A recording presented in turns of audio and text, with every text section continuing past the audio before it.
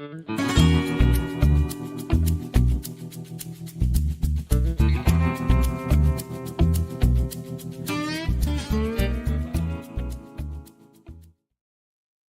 everybody, welcome to True Crime Wine Time. It's another one of our weekly episodes. This is going to be a doozy. I am JT, and I am joined by my co-host with the most. I am Teri True Crime, and I have to tell you, this case is something. It's gonna be a night. It And is I'm definitely- producer Tara. Hello, As everybody, you and say, welcome. Miss Producer Tara, Yes, are you tired of being on camera yet this week? I'm tired of being on camera yet this Today. week. Today, yesterday. No, it's been fun. But I'll let everyone in on what we're all talking about here in a few minutes. So, welcome, Oh, everybody. just leave them guessing. I will leave them guessing. There's big stuff happening everywhere. But if you guys haven't yet, remember to like this video because it makes the YouTube gods happy and let people know that we're live. And also subscribe and hit the notification bell. That way you never miss when we do go live because we got a lot of crazy things coming up. Are you guys excited? It's so I'm hard. excited. Yeah, it's so hard having your popularity being deemed, basically being given that based on a billionaire's algorithm. It's so weird. I mean, the times we live in. The It times is. we Yeah. live in. All right. Well, before we get into the story, I got to do my producer job and just do some promos. Let the people know what we're up to because we have a lot going on. Like so much crazy stuff is happening right now with our channel. First thing that we got going on is our True Crime and Wine Time live in-person show, May 3rd, which is next weekend, not this weekend, but the weekend after. Terry How and did JT. that happen? I How did know, that right? happen? I looked at the calendar and I was like, oh my gosh. But Terry and JT, you can meet them in person at the Hamilton Pool Vineyards and Farms in Austin, Texas, where JT and Terry will be doing a deep dive into the unsolved case of the Austin yogurt shop murders, which is a very bizarre and interesting case. So be sure if you're in that area, check them out. Tickets are available to buy right now. Then in July 19th, they will be visiting me up here in Ohio, Marion, Ohio, where we'll be doing Blend of 7 wineries, and they'll be looking into the puzzling disappearance and death of Joey LaBute, which is one of my important cases. I heard you got corrupt cops on this channel. That we do.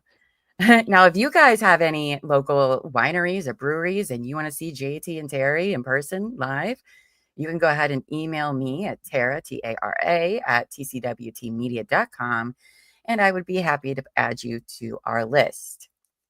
Now, if you guys haven't become a member yet, you guys will want to.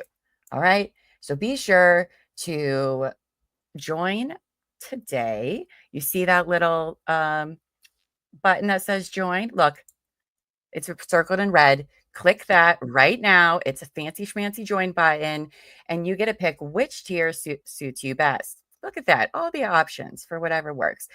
JT and Terry and I will be having a members only again in May. And that live show we were just talking about, guess what?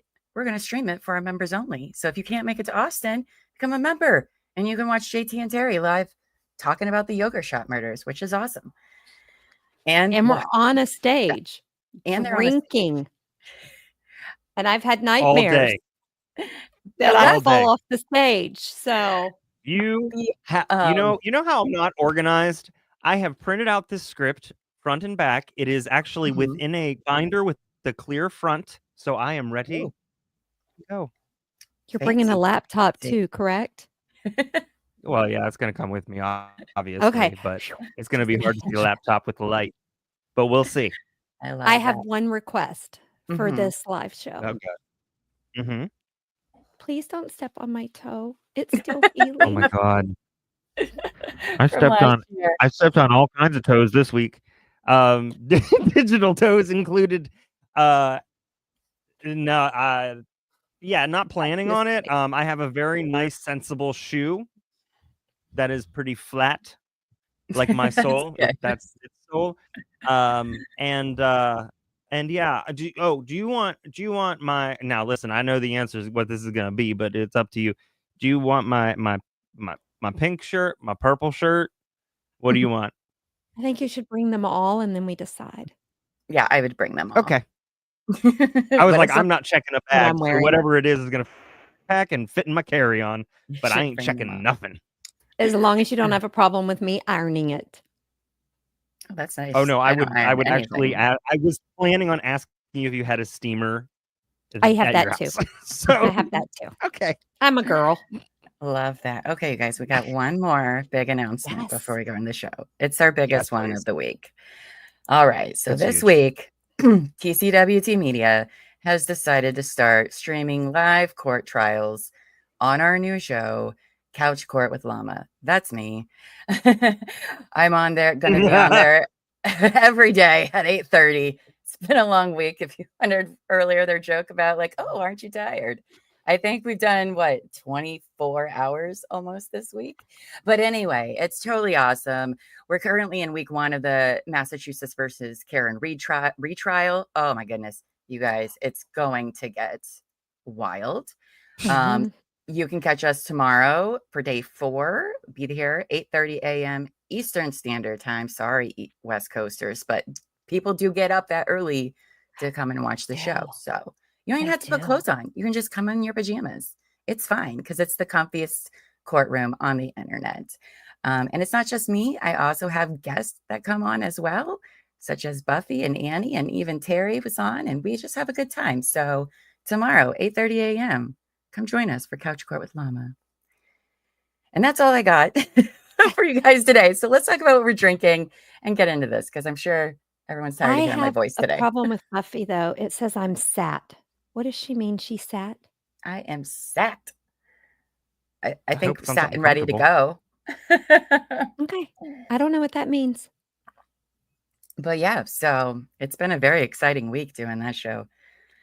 It's fun. It's fun What time. So are you drinking tonight, Mr. JT? Well, you know, this may, as we were putting this together, I realized that this may or may not be one of the darker, and you know, it's one of those scripts where, or you know, it's one of those cases where it's like, this is very cringe, but also it's part of the story, and it was very dark. So, okay, in short, I decided that I was going to forgo the wine. I know, but I decided to go with a dark beer. So Guinness it is. I brought a whole 6-pack up with me because I'm gonna need it. yeah. 6 Guinness? I'm already on my second one. Oh boy. Wow. Okay. What Well, about you, Teri? I'm having one of my good old reliables. It's Josh Sauvignon Blanc. In the tasting notes, I think you'll get it. Our Sauvignon Blanc is sunshine in a glass, aromatic and bright with crisp, clean finish. This wine features flavors of lemon, kiwi, and scents of green apple. Ooh. And I needed the sunshine in a glass. And I even have a cute little glass tonight. I love that. Is that Sammy Sunshine's wine? Did we put her in a wine It bottle? should be. Should be. We're going to have to let her know that they bottled her. I love how I was like, this is a dark case. I'm picking a dark beer. And you're like, this is a dark case. I need something light. Well, I'm just drinking my usual Yosemite Road Moscato because B just got it. So that's what the closest store had. One of these days, I will have time to go to the store and get some Double H fancier picked mine up before he went to play racquetball. I said, could you grab me a bottle, please? I kind of forgot about having drinking on the show tonight, you know, because I was like, well, you know, I got to be on the show at 8:30. So, you know, but then I was like, oh, I drank all my midday Moscato during court. So don't think I don't. Oh, Sammy Sunshine's here. I thought you were in my bottle. I must have let her out when I opened the lid. And Spatty Ross, welcome. Welcome. All right, JT, why don't you tell us why you're so interested to talk about this tonight? Yeah, sure. Why you picked this dark hell for us. That's true. don't know why the He hell did I pick picked this these. one. But then I was I also did, like, and yeah, we're probably doing it. yeah, probably because it's got like local ties to me. Mm. All right. Well, not me, but okay. Anyways, let me say this up front. What happened in Riverside, California was and is devastating. It's one of those stories that kind of makes you want to triple check every door lock and update your privacy settings, and maybe you can reconsider letting anyone under 30 explain Discord to you. Because that's just Skibbity, Ohio, and lacks Riz, dog. That was really hard to say. I was not Yeah. convinced. We're moving on. All right. So Austin Lee Edwards is a man who should have never worn a badge, let alone been able to carry a gun. This is not your typical true crime tale with a clear bad guy and a trail of red flags. This is a full-blown parade of systemic failure. Somewhere along that kind of parade route, Virginia State Police lost their good hiring practices float. The story's dark, and I mean dark. Like trigger warnings all over this. This man is scum, absolute scum of the earth. And that's all I got to say is about that. Yikes. Well, you kind of mentioned it, but I chose my wine when Double H asked me what to get is because this case makes me need sunshine in a glass because this case is dark and it shows some of the worst side of a human being, in my opinion. But the case not only showcases the worst things a human can do, but also highlights why processes are so important, especially when it comes to hiring someone who is supposed to uphold the law enforcement oath of honor. And guys, I'm going to read that to you because I want you to have this in your head when we're doing this. On my honor, I will never betray my integrity, my character, or the public trust. I will always have the courage to hold myself and others accountable for our actions. I will always maintain the highest ethical standard and uphold the values of my community and the agency that I serve. Now, I can tell you the case that we're about to discuss. I can tell you that the officer that gave this oath failed. Okay? He was not successful. I can also tell you that the department and the county that hired him failed. And because of their failures, guys, 3 innocent people lost their lives. 2 girls lost their innocence, and their lives have been changed forever. Ugh, that sounds so dark, Terry. Oh, goodness. So I don't really know much about this case, like a couple of things really. So I think what I've heard is just that there's some Virginia State Police nonsense going on. And I find that interesting because we have some Massachusetts State Police things going on and Karen Reed. And, there seems to be issues everywhere. And what I do know about this case is disturbing, but I'm intrigued to learn more of how what I do know even happened. Like I can't wait to see. So Yeah. Well, I Well, want to jump in all you have before to we do is start yeah. and just say, because we're doing this and you're covering Karen Reed, not all police officers or law enforcement officers are bad. There can be bad apples in any career, any department, any company. I just needed to put that clarification in. And all opinions expressed here are our opinions expressly our own. Because I got some opinions. Yeah, 'cause I tend to think that bad apples are created by a bad basket, and the basket should be fixed to stop the bad apples. I will say what I've learned so far is that there just needs to be more transparency and accountability. Yeah, you ain't getting that here. And sometimes you don't get that until after people have died.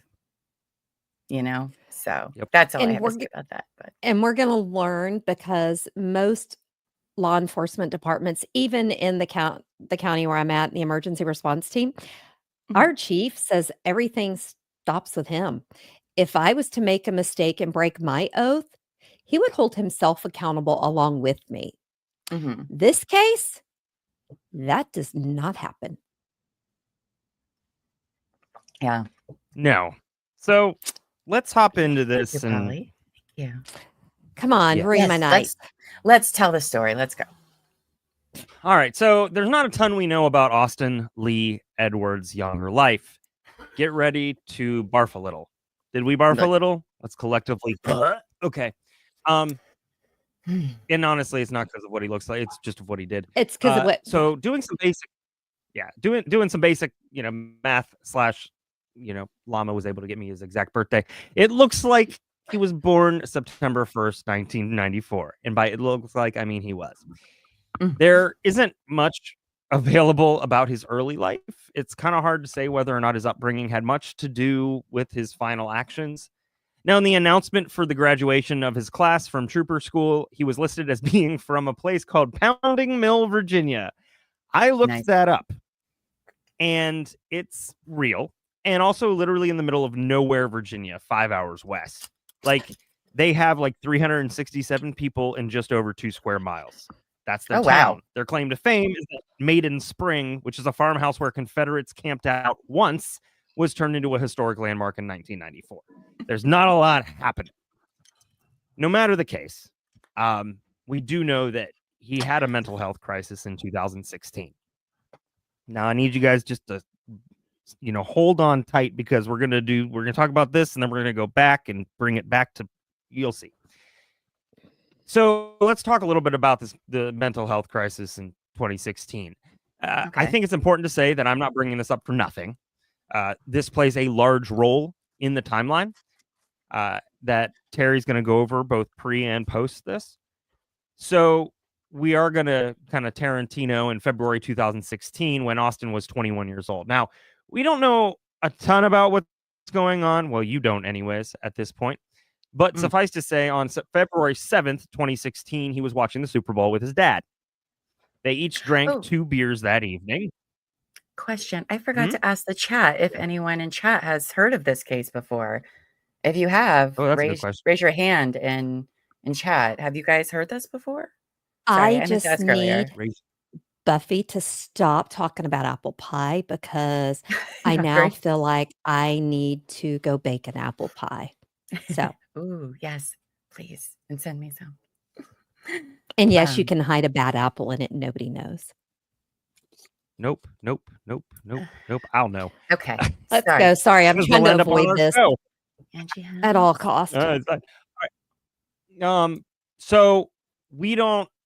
So they each drank 2 beers that evening. Later that night, his dad awoke to the sound of his son making noise in the bathroom, which must have been horrifying to his dad. For many reasons, I'm sure he had no idea what was going on. He called out to him, but there was no reply. He got up and he went to the bathroom. The bathroom door was locked shut, but every good parent knows a way to unlock their doors, whether it be a key or a small metal piece to turn the little lock from the inside or a screwdriver. In this case, he had a screwdriver and opened the door and saw his son with a self-inflicted injury to his hand. It was a cut. His dad didn't know what his son used to harm himself, but there were knives and a small hatchet nearby. So there's very little doubt, that something else could have happened, right?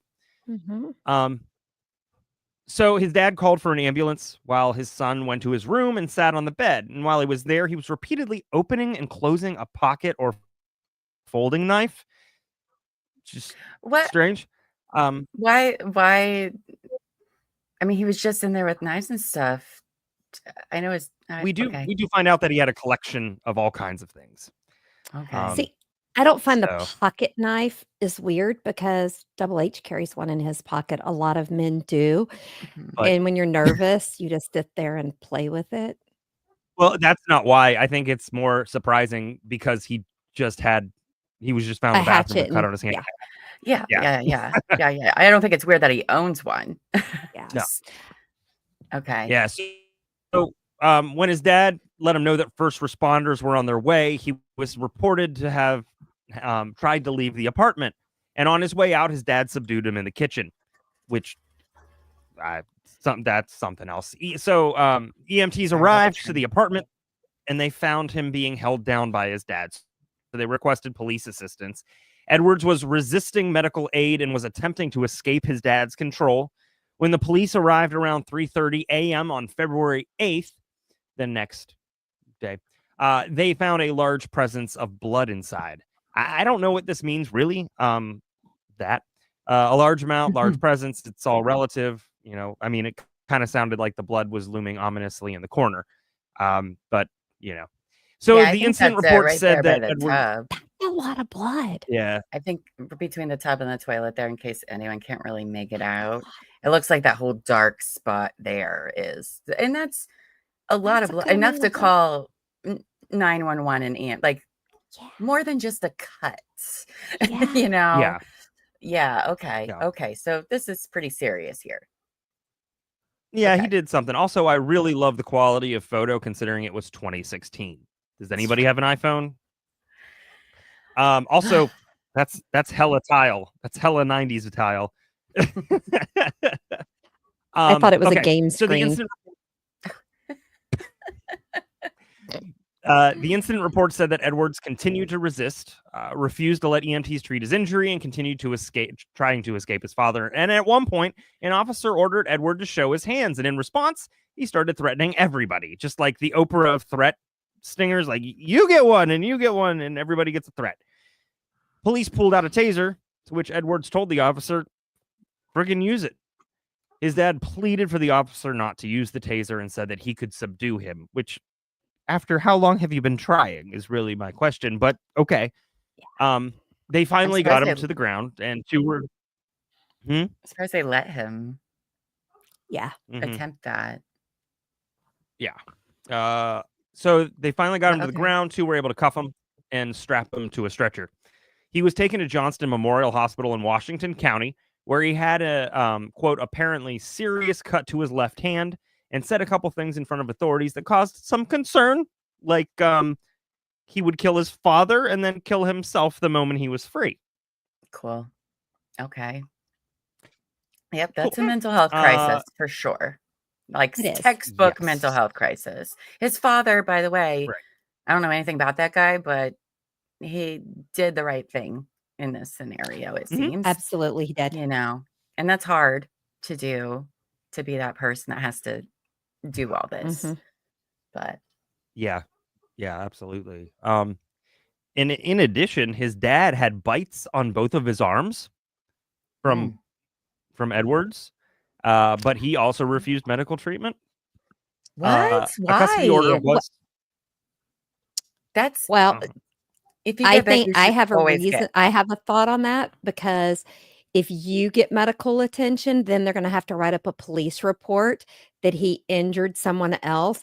Then it could become aggravated. I mean, it could become assault, domestic violence. So by declining to get medical help and doing a 5150 type situation, they didn't file a report that way. Okay, that does make sense. Even though if you get bit, you should get medical attention, because like it can get infected very quickly. Mouths are disgusting. But now, okay, that makes sense, because obviously he doesn't want charges or things to happen to his son in this scenario. Okay. I suppose that makes sense.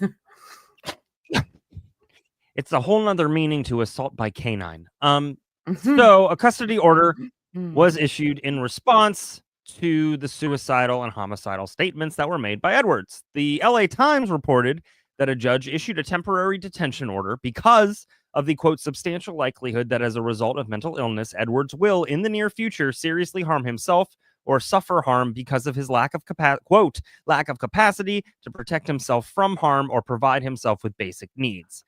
This included a barring of him purchasing, possessing, or transporting firearms. Officials in jurisdictions of two known addresses for Edwards told the LA Times they do not have records that show he ever petitioned the court to actually restore his gun rights. So that he never reversed that. Right, because you can. It's right. You can, yeah. And he did. Yeah. Like they take them away for a good reason, but it's not like other instances where like you get it taken away for good. Like you can, like you've gotten treatment and you feel you're doing better, right? And he voluntarily allowed them to commit him. So even though you Okay. voluntarily agree, you lose your rights.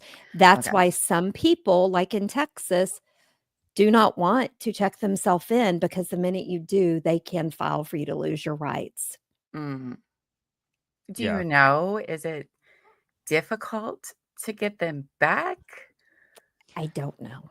Okay. I was just, if anybody knows, please put it in chat. I'm curious to I don't know know. if anyone knows. Sorry, go ahead. I mean, JP. Well, I can tell you. Well, I can tell you Virginia's. So the petition for process for gun rights restoration, there's no minimum residency requirement. So if you move to Virginia Beach, you're not required to wait an arbitrary amount of time before filing in Virginia Beach. So you can do it whenever. But the opposing party is supposed to get a copy of the petition to the Commonwealth's attorney. That attorney might not always be in complete opposition to the petition, so it might not be a Okay. problem. If they are, then they obviously could be. But factors that the court consider: circumstances of the individual's involuntary commitment, the person's criminal history, treatment record, and reputation as developed through character evidence. So it sounds kind of traditional, like Yeah. to do Case good things by to the case. person. Yes. Yes. Yeah. Case by case basis. Yeah. You're getting treatment. you're Depends. owning up to it and accepting responsibility, and you're trying to do the right thing. Yeah. Yeah. Okay. Yes, and my The more you apologies know. for being all over the board with that. I just looked it up. So it was a good question though, because I didn't know it. So it was quite an evening to talk about. That's an exhausting night, and it's also something that should have been kind of foundational piece of the record. I do want to say I totally believe that someone should not be defined by their background or the mistakes that they've made or the struggles they've had in the past. I think people can change. However, I think it is kind of important to consider, and this isn't the first time he's done something that would raise eyebrows. So this was an important part of the story. And he's an adult at this point, right? He's not a child. He was a grown adult. Yes. Legal 21. adult. Okay. I mean, that's not a grown adult in my book, but illegal of legal Well, age. Okay. And they say your brain still hasn't fully developed. Oh, yeah. Oh, yeah. So, dudes' brains don't develop ever. 20-year-old me was a fucking idiot. Okay. So stupid. So stupid. Yes, you were. And me. I was. Me too. That's what Yeah. We all are, right? Now, we learn much later, after something serious happens, more details about Austin's mental health crisis, and that health crisis in 2016 was a result of a predatory relationship. Okay. So I'm going to just tell anybody, if, a trigger warning, if any type of SA or grooming, anything like that triggers you, you might want to skip the rest of tonight, because it's not pretty. It's not pretty. Right.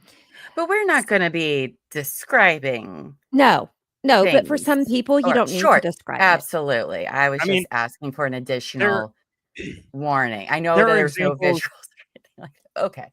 There are examples of text messages and messages that were sent back and forth. So there is some of that. But no, we don't get. But of course, here, you know what? If you're not comfortable, come back another time. We'll always be here. So no harm, no foul, promise. Okay. Yes, Buffy, you did join a cult. I didn't realize it was a cult either, but you are correct. Our leader is Tara, and she subliminally makes us do things. And apparently she buys stuff, and other people go and buy stuff. That's true. So I don't know about all that, but everybody's welcome. Everybody's welcome. It sounds good. So in October of 2014, a 20-year-old Austin Lee Edwards began grooming and stalking a 13-year-old. And we're going to call her Lisa, after they met on Omegle, which Omegle I have never freaking heard of, but it is an online platform that randomly pairs users together to communicate. Oh, The- like oh gosh, what was chat roulette? Yes, the one Do you're you guys thinking remember the about. chat Yes, chat roulette roulette. days? what It's the was same chat thing. roulette? It That's was where all the literally dicks that. were. You would go live and they would just randomly pair you up with somebody and you both would be on camera. It was when I was a dumb 20-year-old, Not a my party friends and I game. would go, well, maybe I older have than 20, never but heard of such a thing. we'd go get drunk. We'd come home, all group of us. We'd turn on the computer and get on there and just, make fun of anyone. Because you could like leave and it would bring you a new person. Oh my Kids who God, are chat friends, it's roulette a is type still a of- thing. No way. Could we just set up a deep dive to get into that one day? Because I have so many questions Okay. going on my head right now. You're So, gonna see a lot of eggplants, Terry. okay. They're lot gonna be answered Of by eggplants. Is it just the this tape. eggplants or the real life eggplant? The real life eggplant. Oh, Or Okay, no, I'm not wait. interested. Yeah, you know what I mean. You know what Okay. I mean. I know. you get enough of those in messages. Yeah. Okay. So Now, we would get drunk and then we would point and laugh. We were kind of mean about it, but also look at what oh you're my doing. Okay. oh, honey, no, that's not okay. Oh, honey. Yeah. Oh my Again, God. Okay. 20-year-olds are stupid. Anyway, back to the story. I've shared too Yeah. much personal One day information. later, they started talking on Skype and they bonded over memes initially. I mean, who doesn't? Yeah. Who doesn't bond over funny memes, right? Yeah, that's how we're all But friends. the conversation with him quickly became sexual. And I'm going to just tell y'all that picture freaks me out. Just saying. Ugh. Now, one day trying real- after they started chatting on Skype, and guys, I had to ask Double H, did you know you could chat on Skype and not just make calls? He goes, No. well, no, you can now. I was like, no, back in 2014, you could. I had didn't know no idea you could do that. So I am learning so many new things. But they chatted. And this is one day after they started chatting on Skype. Edward sent a message to the lady I'm calling Lisa that said, and this is the quote, yo, what the F? I said I wanted tits waiting on me when I got back. And this girl responded, I'm sorry. Now, because at 13 years old, guys, you are not mature enough to know how to respond to this type of sexual stuff. And she is literally a child. And this is horrible to think that she even had to come up with a response like that to a comment. And it makes me want to cry. Because, guys, as a 54-year-old female, I would be pissed off if some guy I just started talking to messaged me this. I get pissed when they send me pictures of their eggplants in private chats. Right? Nobody's entitled to Exactly. receiving anything. And All you're right. a If you're child. listening, tell them to go F themselves. You're not She's they're a not entitled. child. She's And she's 13. an effing child. Guys, Hey, Monkey Butt will be 13 this year.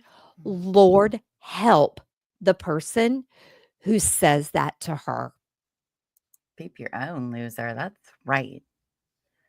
Ugh, So, gross. This guy I- is gross I've already.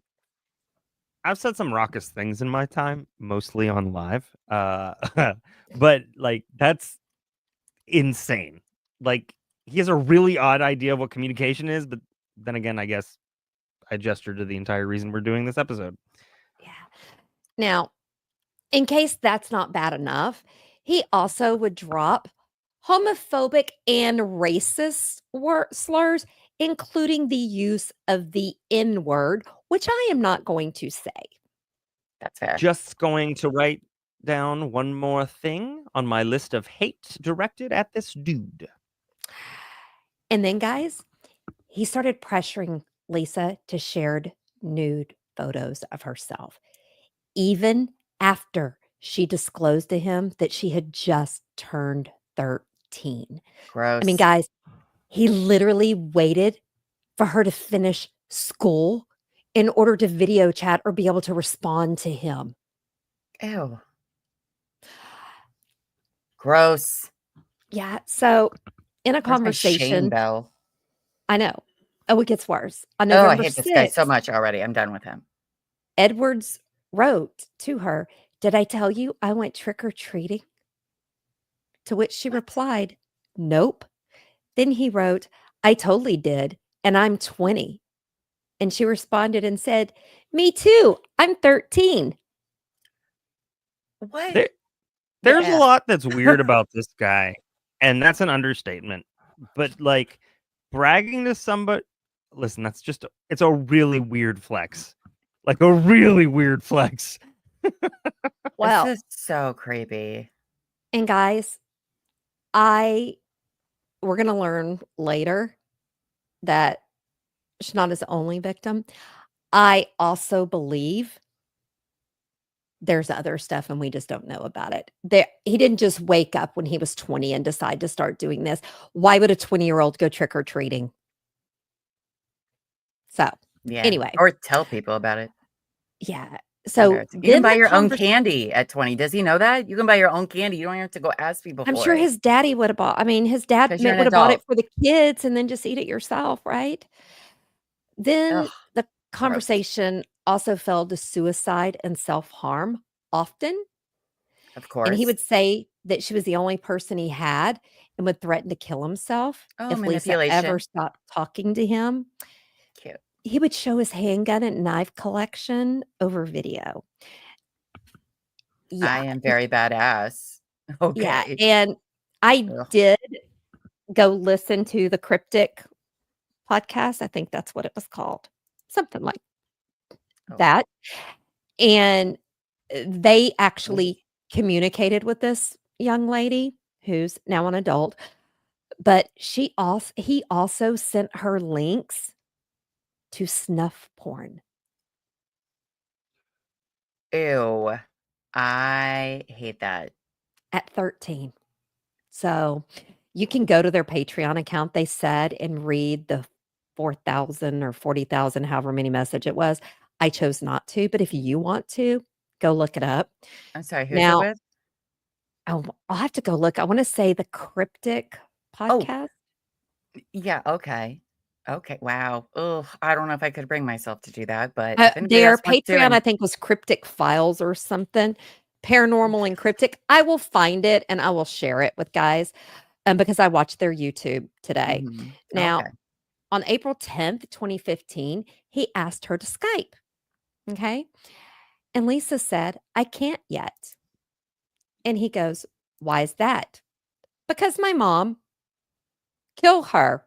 I'm giving myself a black eye, okay?"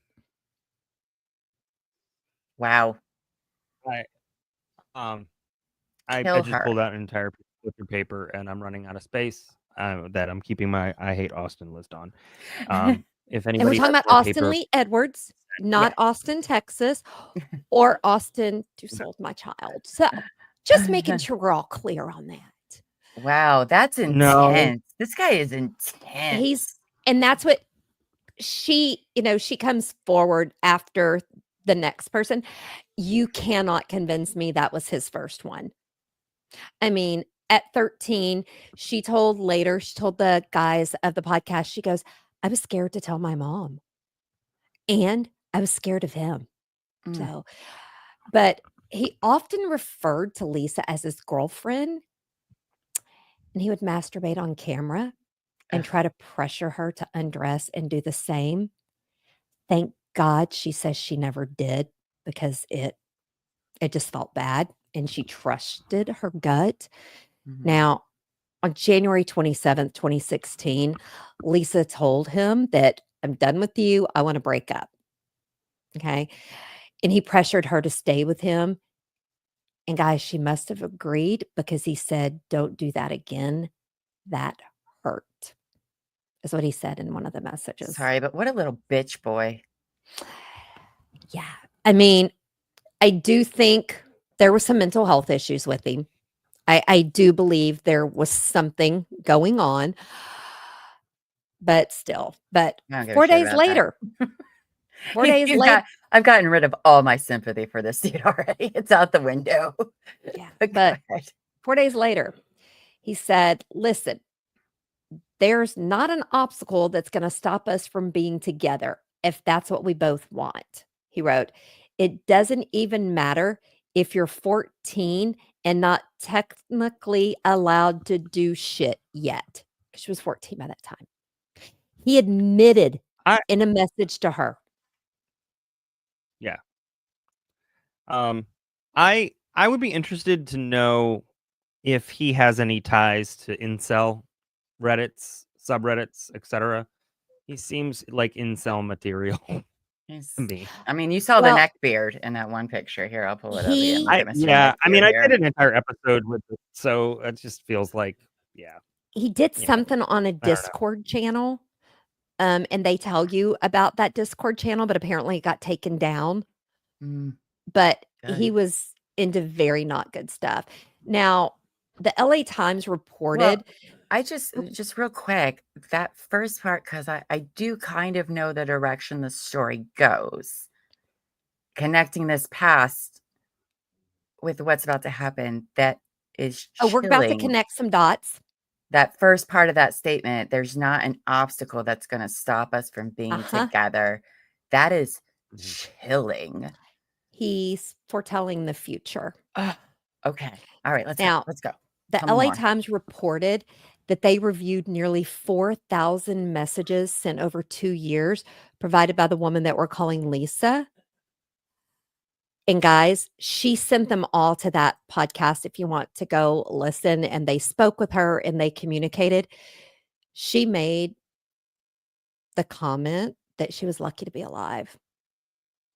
So, but the information that really connects the dots, like JT said earlier, I'm going to help you put those dots together. I'm going to do like the prosecution's not doing very well for me on the Karen Reed trial. He's not telling the story right or connecting the dots yet. So I am going to do it early on. Okay. I'm going to connect the dots for you. And if you don't know what she's talking about, you can catch Couch Court with Mama tomorrow at 8:30 a.m.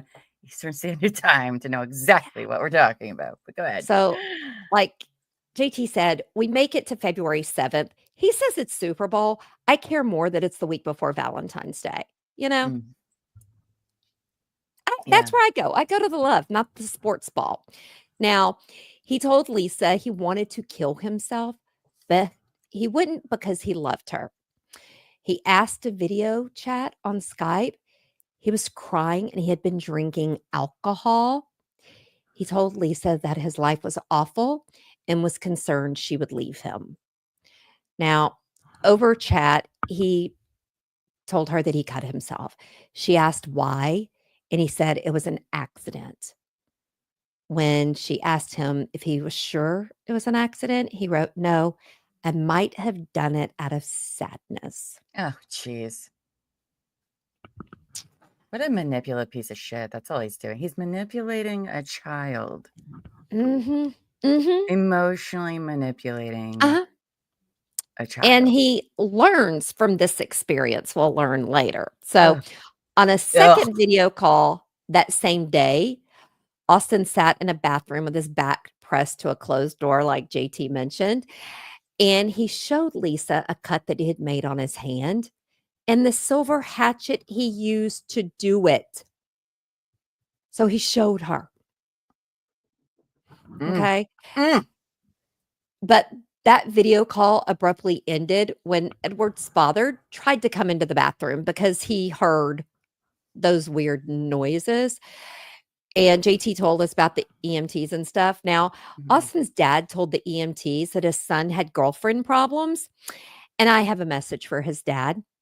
Sir, your son did not have girlfriend problems. He was the problem. Yeah. Okay. He was the problem. Just need to make sure we are clear with that. He did not have girlfriend problems. He was the problem. Okay. Just making In sure. fairness, I don't think his dad knew. I was going to say, I don't think his dad knew, but I don't want anyone to say, oh, it was a relationship. No, it was not. It was not a girlfriend. That he was the problem. Okay. Yeah. Now, 3 days after he gets taken off, he messaged Lisa again and he told her a different story. Okay. He told her, I was walking around outside the other night and slipped and cut my hand pretty bad. And they thought it was a suicide attempt, but it was on my hand, not my wrist. What? Okay. Okay. And he goes on to say the therapist tried to figure me out, but they didn't find anything wrong. Now, I want to say there, if you are having a mental break, it doesn't mean it's still happening 24 hours later. And I Mhm. think that's something that, we do need to acknowledge. But he then said, yeah, I actually knew a bit about how those places work. So I just told them everything I wanted to hear. So they threw me out in 2 days. Okay. This guy doesn't look that fucking smart, but okay. Yeah. Okay. It's infuriating. Listen, it's infuriating because it means one of two things. They're really shitty at their job where he went, which is more than possible, or they're understaffed and don't have time to devote to each patient that comes in their care, or they simply don't care. And I know that's three things. I'm bad at math. And I was like going, no, that's 2. No, I don't know. Now, I'm going to play devil's advocate because we all know I like to do that Mhm. because I didn't have time to look, but I think I remember there were some prolific, like a serial killer or somebody who they were very skilled liars. Yeah. Okay. And it made me think of LaDonna Oh. from over at Pretend. Remember her? Because remember, Yeah. she Yeah. was able to lie and fool people for years. Some of them were mental health professionals, psychologists, psychiatrists. She was able to fool them for a time. So I'm just saying, I don't think we can blame the facility 100%. Yeah. I mean, we clearly know that he's manipulative. That is his go-to here. And So, he went on a voluntary hold. They could only keep him for 2 days unless right. they had proof that at that moment when it was time to be released, that he was going to hurt Mhm. himself or others at the time. Right, because they can only hold you for what, like 48, 72 hours, probably I depending think around on the place or I think it's 2 situation or days or whatever. something. Yeah, something like All that. right. So So it he's wasn't trying to any make of the two himself I seem like a briefly fucking mentioned. genius, No, but he's not. I'm saying it could have been those Yeah, things. I don't absolutely, know. yeah. I just wanted to more point out that maybe he was a really good liar and manipulator because we see he does it again and he Yeah. manipulates some other people. It's unfortunate. It's unfortunate because clearly he's not okay. He's Whatever happened, he's still a loser. it needed to be way more intense than whatever happened here at this point. But continue on. I'm so Yeah. sorry. No. Go ahead, Yeah. JT. So post Super Bowl incident. This is still with Lisa. After February, she showed her communication. She showed her communication with him. By September, or sorry, she slowed her communication with him. L's don't look like H's. By September, she had blocked him. He told her he had a new girlfriend. After she blocked him on Facebook, that Sure. was the year she turned 15. In 2016, he kept sending her messages from different Facebook accounts for years. She was scared, Gross. appropriately so, being scared. Luckily, she never told him her real name, which is good. God. It still didn't end, though. In April of 2020, she turned 18, and he tried to call her on Facebook. Then, in December of 2020, he messaged her, "Hey," with a sad face emoji. She then messaged him back and told him, which I don't suggest, by the way, don't ever message somebody back. She didn't know any better. It's not her fault. You No. shouldn't have to even deal with this. But I'm just saying, any response at all gives them this high, and they just keep doing it. So, anyways, in 2020, he messaged that, "Hey," she messaged him back, told him never contact her again. She blocked him. I mean, like, overall, like, I'm so angry. I'm so angry. But, like, just a few short months later, take it away, Teri. And I want to say, hopefully, there is no 13-year-olds watching this. because we are 18 and up. But if you are, tell your parents if something like this happens. You are not going to get in trouble. You did nothing wrong, even if Exactly. you got on the internet when you weren't supposed to. Just like the day that we were streaming and my monkey butt popped up in the chat, and she's Yeah. not supposed to be on this channel. And I took care of it because what else can she see or talk to or so Mhm. Coming soon, True Crime and Wine Time brings you True Crime with Llama, which is going to be all animated and voiced over, and it's going to be a kid show. Oh gosh, could you imagine? I don't know about that. Oh, I Llama, I can. love I you. can, and I I have. love you, but I'm sorry. I'm gonna have Yeah. to say that I think Buffy should do that because That's she does such I didn't say I was great doing it. I'm not freaking reenactments. doing it. that's true. I Buffy think should do it. Buffy should do it. Yeah, if you guys go on our YouTube channel under videos, there is about a minute and 13 clip from Couch Court with Llama where Buffy did an amazing, brilliant reenactment of part of the Karen Reed based on the Karen Reed trial. It's so great. It brings me so much joy. She's gonna do our the best. animation.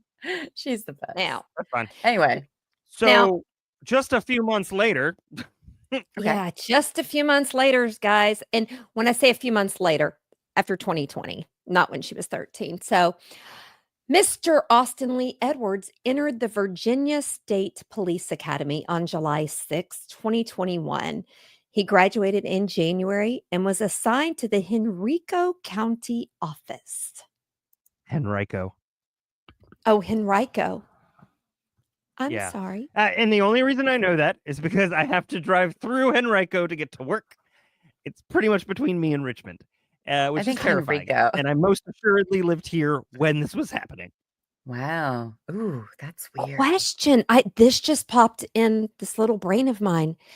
Is that where Michael Vick was living when he did the dog thing?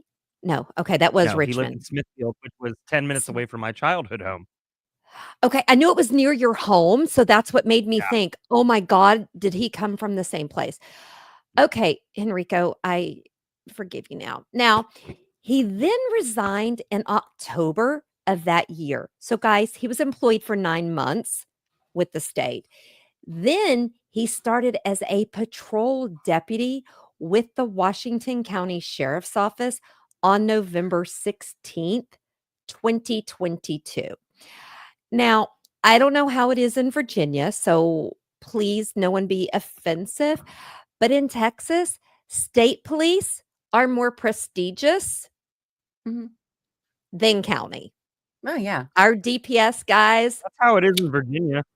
And then you go to the Rangers, but so that there gives me sus. What? Know why he resigned? No, and we're going to get to that. He didn't. No. Okay. Yeah. Okay. We'll get to it. Sorry. Get to that. Getting ahead of the story here. My bad. Okay. Yeah. Continue on. Yeah. Let's go. So, and I'm going to say the timeline leads me to believe he was interviewing for that new position while still employed, because I looked, you can't resign and then just 2 weeks later go to work in another county unless you were already interviewing. And I'm going to just say, as a person who's in HR and recruiting, that I think might explain some of the failures we're going to learn later. So, guys, buckle up.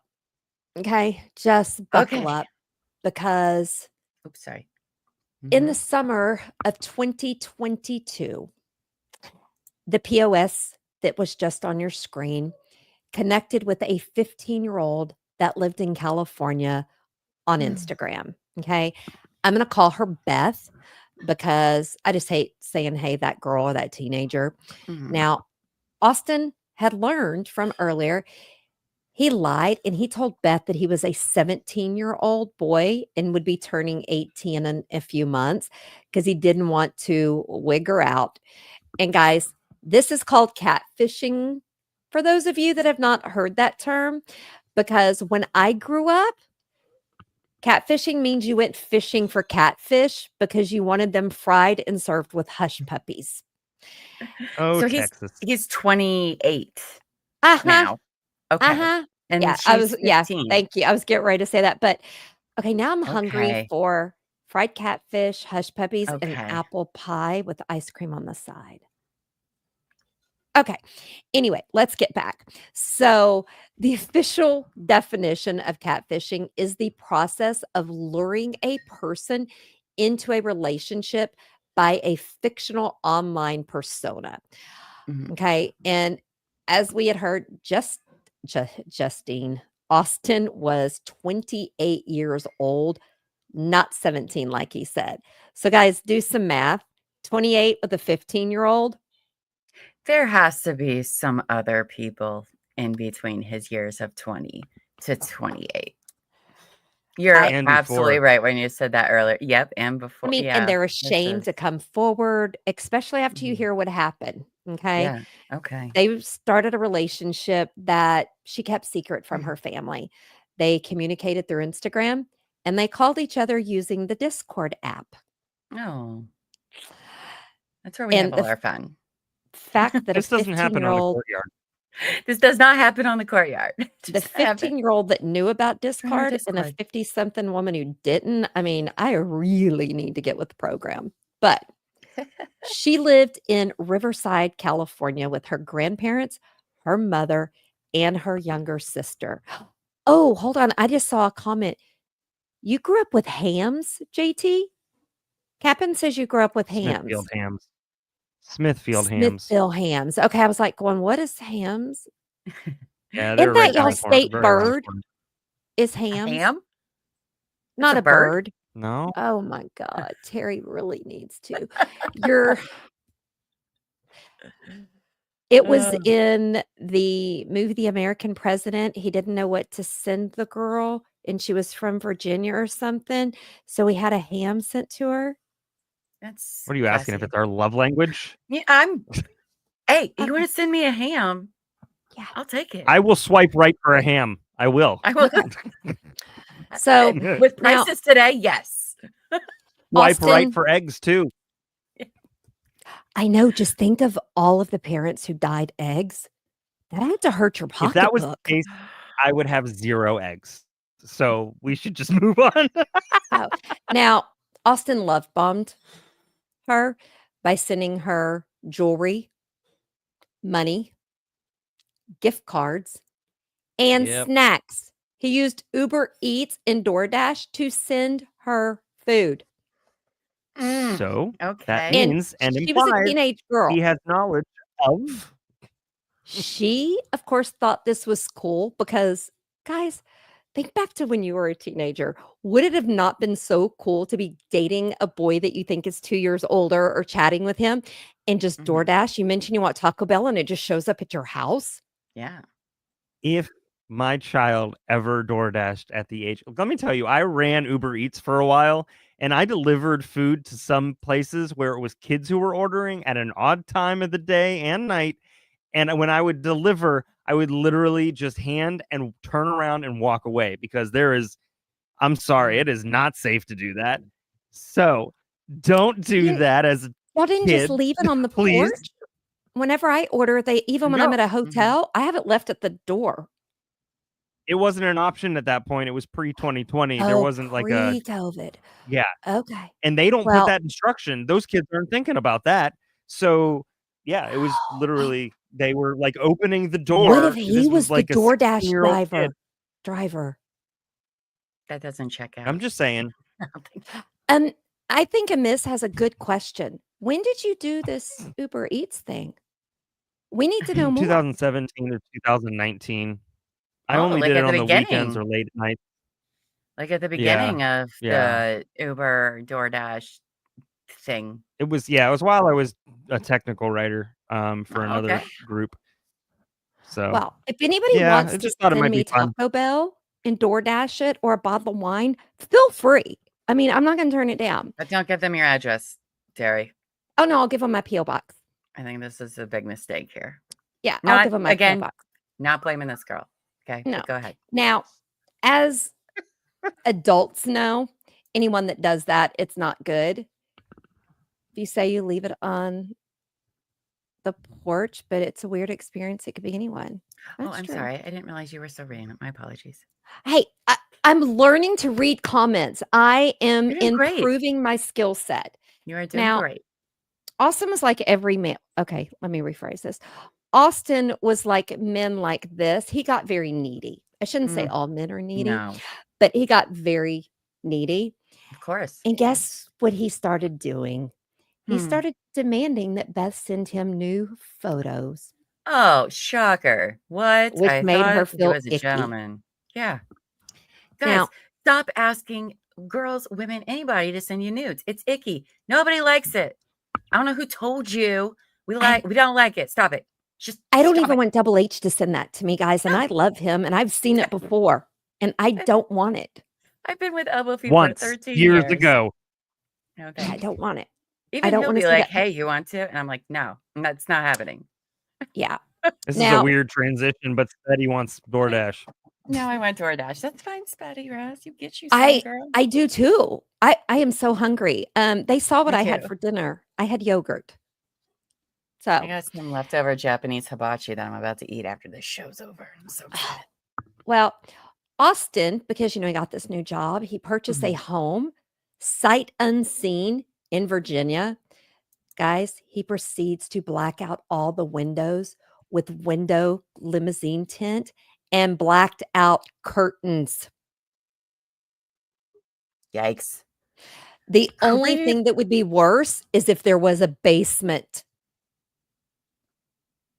But there's Oh. not. Mm-hmm. I looked. So Beth listened to her gut. And after Halloween in 2022, she broke up with him. She blocked him on Instagram and Discord. And I want to say, if she's watching or ever sees this, that was a smart move, girl. Okay. That was a smart move. Do, however, wish you would have told an adult, not shaming you because I wouldn't have at your age either. But now I'm old. So Austin then took some time off from his new job. And starting on Wednesday, November 23rd, 2022, and guys, this was around Thanksgiving. Guess what Austin decided to do? He decided to take a 2-day road trip from his home in Virginia to Riverside, California. That's a hell of a long drive. What is that? Like, that's over 2,500 miles, Like I'm 4 sure. That's days. a long way. Okay. That's a long way. Now, like I said, this was over the Thanksgiving holiday, and she celebrated with her family for Thanksgiving. Then on Friday morning, Beth went with her mom, Brooke, and her sister. They went for a Starbucks run. I mean, who doesn't, right? I'm all about that. Yeah. Now, Sharon, Beth's grandmother, called Brooke, which is Beth's mom, and told her that a detective had come by the house and needed to talk to her about Beth sending inappropriate pictures to someone. Okay. So, and Brooke, she's a much more level-headed mom than me because she didn't want to freak anyone out. So she told both of her daughters, hey, grandma just called. We got to do something with the phones. I need you to give me your phones. I need you to give me that little watch that communicates for you. And I need to get grandma's card to get all this fixed. So she didn't do like me and just go from 0 to 1,000. Yeah. What in the hell? I mean, I would have just flipped out. But so then Brooke took Beth's younger sister and dropped her off at her sister's house, which would be her aunt, because she didn't want her other daughter to overhear what the detectives had to say. See, she was much more clear thinking than me. I'm going to just go out there and say it. Now, Brooke and Beth then drove to their house where the grandparents were, and the detective was there. So Brooke had Beth stay in the car, okay, because Beth thought they were going to the house so their mom could get her grandmother's card to take to the phone store to get the phones fixed. Because, Brooke even wanted to find out what was going on before she brought her daughter into it, which, like I said, she was way more level-headed than me. But Beth stayed in the car while her mom ran in, guys. But after a while, Beth was like, what the is going on? What is taking this lady so long? I'm tired of sitting Mhm. here. And she went in the house to see what was taking so long. And when Beth walked into the house, a man grabbed her and pulled her by her hair all the way into the house. And guys, Beth at first did not recognize this man. And as she was pulled farther into the house, she saw her mom, her grandfather, and her grandmother laying face down on the floor with their hands bound with duct tape and bags over their heads.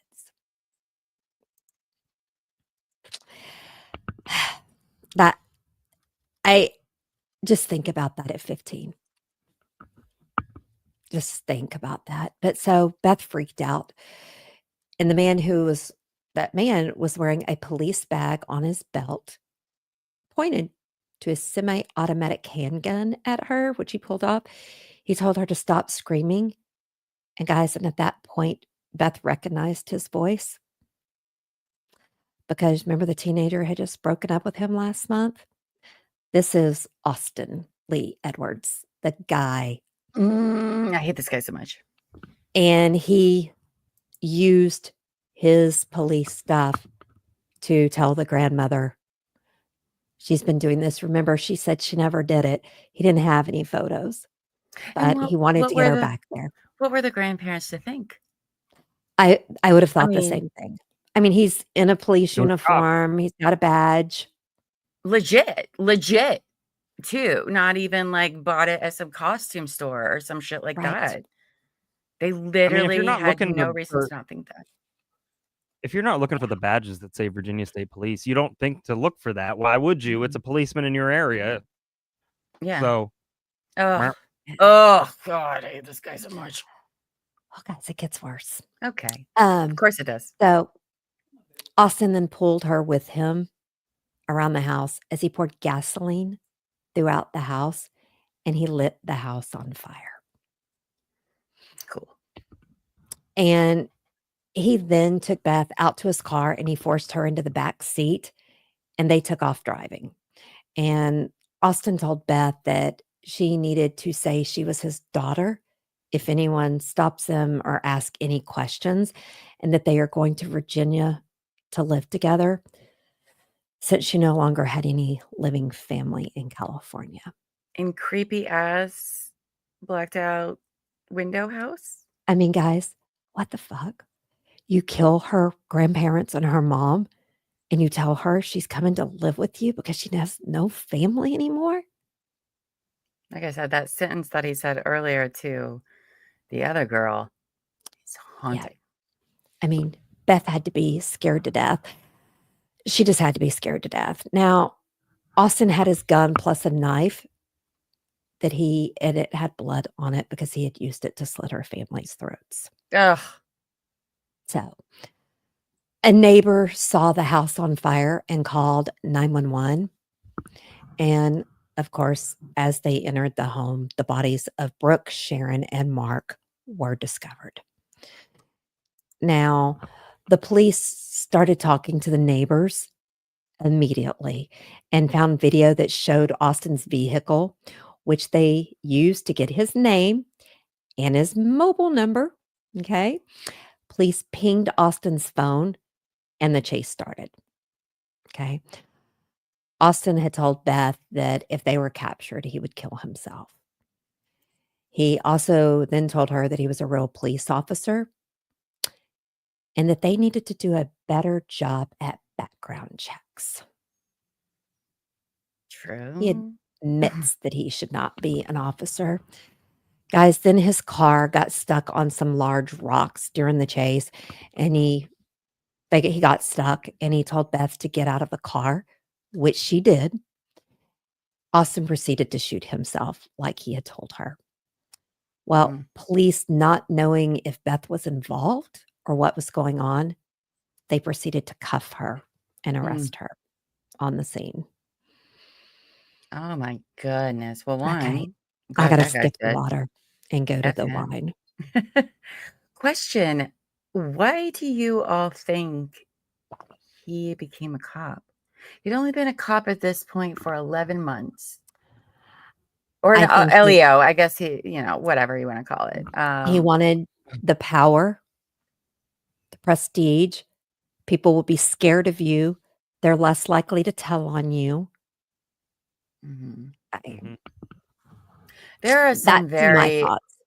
There are some very interesting parallels between the first girl we've heard and his reaction, the self-harm, this Beth goes to cut it off with him at Halloween.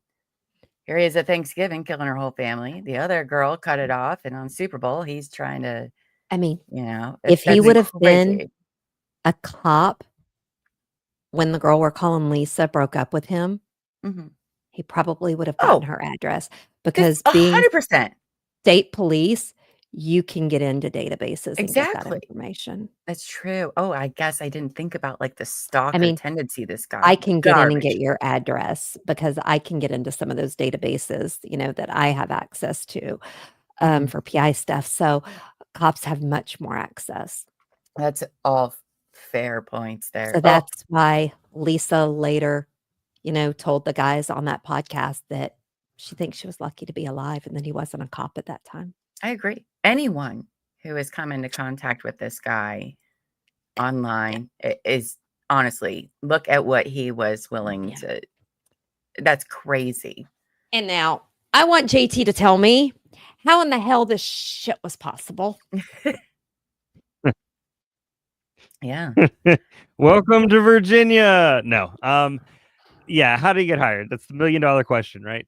So Virginia State Police had background check failures, and it was flawed at multiple levels.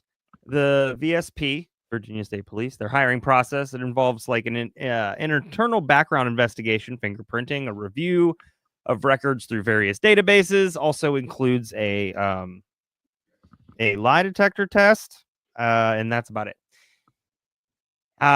Austin's 2016 psychiatric hospitalization, which we talked about in the beginning, and it involved him being detained under emergency custody order and subject to a temporary detention order, was serious enough to obviously prevent him from legally purchasing or carrying a firearm. Yet, as we know, this history was missed during the hiring process. I suppose he didn't technically buy the firearm. He only carried it. So 1 for 2. I mean, it did say to be in possession of a firearm. Okay. Semantics and the law. I'm just saying. I'm just saying. No, I know. They said to purchase, possess, or whatever. So, just saying. Yeah. So the failure could be traced back in part to an incorrect database entry as well. The VSP attempted to check Edwards' history through state and federal databases, but the National Instant Criminal Background Check System, NICS, failed to show the disqualifying mental health record because of clerical errors made at the local level. Because of this, he wasn't flagged.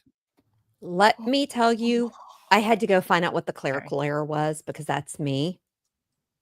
When you do those kind of searches, there's letters that you have to put in for classification. So you have to put in, if they're a regular applicant, you use this code. For if they're not going to carry a gun, if they're going to be like a dispatch person, or like what they did for me for the county here.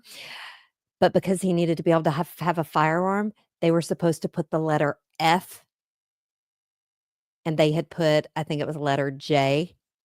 It was that prevented them. One letter. I feel like it all being specific like that is a problem. It was a letter, guys. One letter. Ew, I don't like that. So I just had to throw that in, because I had to go look it up, because I was like, how did this happen? One letter. It shouldn't be that easy. There should be checks and balances. That is a problem. Tell us more things that are going to piss us off, JT. Well, there's a lack of psychological screening. There were questions about that, about the depth of the psychological evaluations used by VSP, which they don't really. Basic mental health screenings are kind of required, but they're not nearly comprehensive enough at all to uncover long-term issues. They're surface level at best. They have no follow-up. There's no red flags, and it relies way too heavy on self-disclosure. Agreed. Wholeheartedly. So Corinne Geller, who is the spokesperson for VSP, she stated that at no time during the background check done on Edwards was there any indicators of concern. And she also indicated that Edwards did not disclose incidents that would have disqualified him. Well, obviously not. However, Jeff Pike, who's a private investigator that worked in law enforcement and had sources in the Virginia State Police, provided polygraph results where the examiner wrote, quote, "The applicant stated in the pre-test interview that he had voluntarily checked into a mental health facility in 2016. Cool. I don't know. Might want to look into it. Yeah. Red flag, red flag, red flag. Mm-hmm. Make sure it was voluntary. The documents. Yeah, right, because it was a court order, right? Like it was voluntary, but also the court was Yes. kind of involved, right? Is that what we Yes. said earlier? Okay. Yes. Okay. So we don't know. The validity of the document was checked by at least two different news agencies, one being the LA Times, and they all determined that it was a very valid document from the person within VSP, whoever that was that gave it to him. So we don't know if they investigated this further. I mean, what we do know is that Pike said he didn't know of any officer, new hire, anybody that had the type of incident that had that type of incident. They wouldn't be hired unless they had some type of pull. Austin doesn't strike me as somebody who has any kind of pull with literally anything but whatever is. Yeah, doesn't matter. So I don't know exactly, how this happened. Well, I know how it happened. Anyways, so if you go further, right, because he not only was with Virginia State Police and Henrico, but then he was with Washington County. So Washington County said that they conducted a full background check, but the sheriff later admitted that they relied heavily on the Virginia State Police's clearance. He was basically hired at Washington County fully within 9 days of his application, and that's far faster than average. And that's because he was still employed with the state. If he's still employed with the state, he must be okay. I mean, it's not an assumption you should make, but I do see how like somebody might be like, well, they already did all this stuff. I guess it's like being like the FBI cleared you. It's a county versus the state, right? And the state or the county would assume the state has a much thorough process. I mean, that's like if you were going to work for the state and you'd worked for the FBI before. Yeah. I'm not going to check. They're going to be like, yeah, they did a solid. Like, okay. Working part-time at Sonic has a bigger process. So, yeah, they did treat it like a transfer. You're right, Lady in Gray.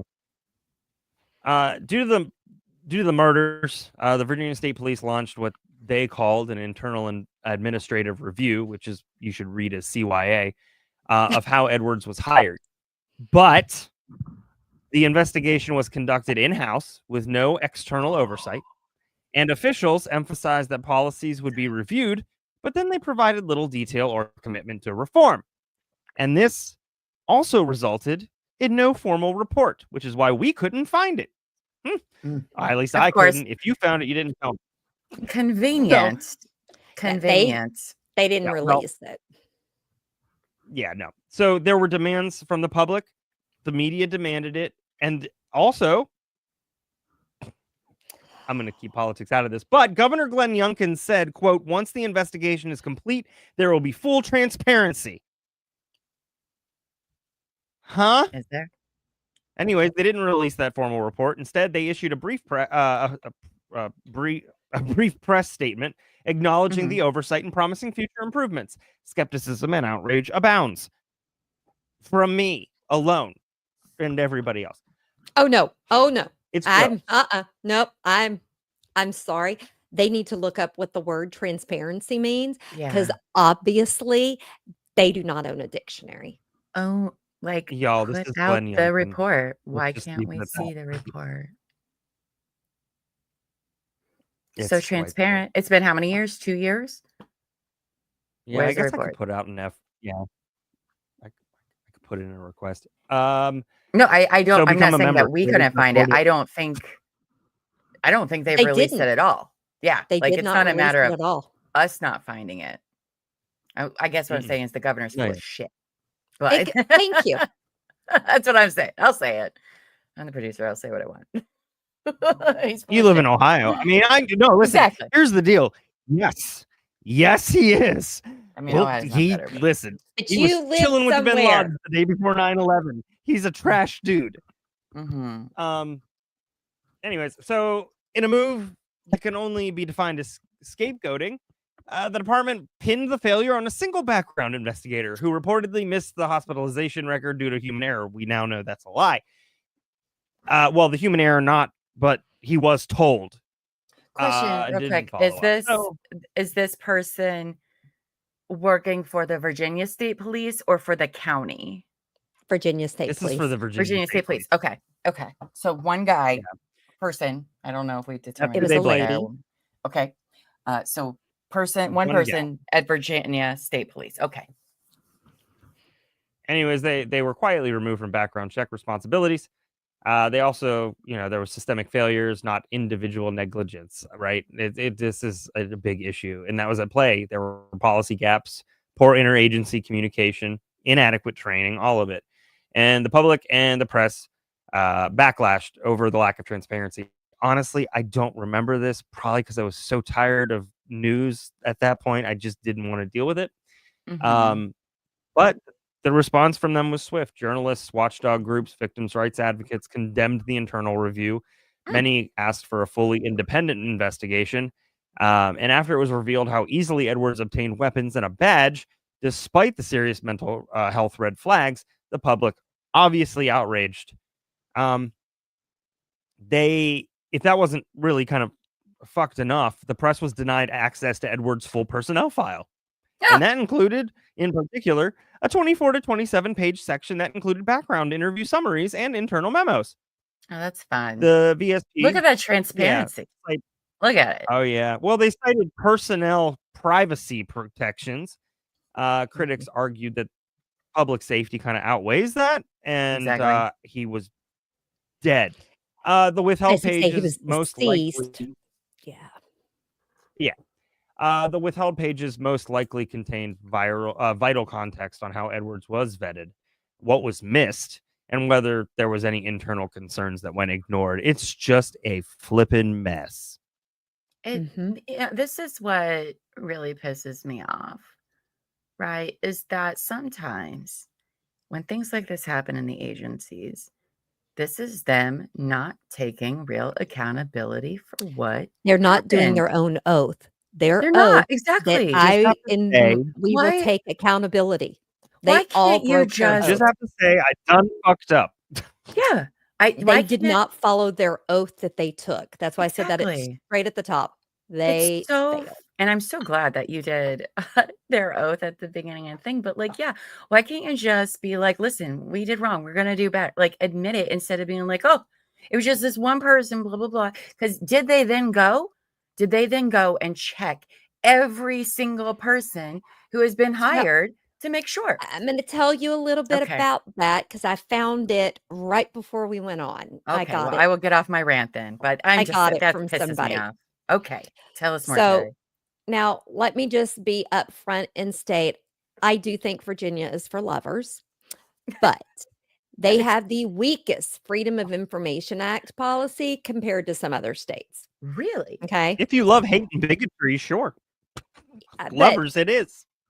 I mean, they do have a boob out on their seal, so yeah, they're fine with that. They do. Very progressive. All on the flag, personnel records on the flag are to be kept private. All personnel records. It is not just law enforcement. Even when you're a public servant. How? Okay. Continue on. Tell us more. So, and an applicant's self-disclosure of prior mental health issues is not an automatic decline. Okay. I even checked in Texas, it's not either, but there should be additional layers and a deeper dive into the mental health issues. Mhm. They did not You do wonder that. why I always say Skibbity, Ohio. It's because really it's Skibbity, Virginia, and I'm just trying to distract people. Also, I know Skibbity, and it's Yeah. bad. Virginia's And don't get me wrong, we have bad. our own Not shit in always. Ohio. but I'm bad. not I mean, just trouncing on We let's all be are. Massachusetts honest, and every Vermont. state does. Yes. Okay. Absolutely, yes. Now, the hiring department did not do proper references of his previous employment or neighbors and personal references. Now, after I read y'all what they didn't do, I'm going to read you the list of what the rules were then that they were supposed to do. Okay. Okay. Also, Am I going to go on a rant? portion of Austin's application wasn't even filled in. Shut up. He left it blank. The portion that asked if he ever had a weapons permit or if he had had one revoked or Mhm. was unable to get one, blank. Just didn't answer it. He also left blank the question where he was asked if he had ever been convicted of a crime or questioned by law enforcement. Left it blank. Shut up. Get this?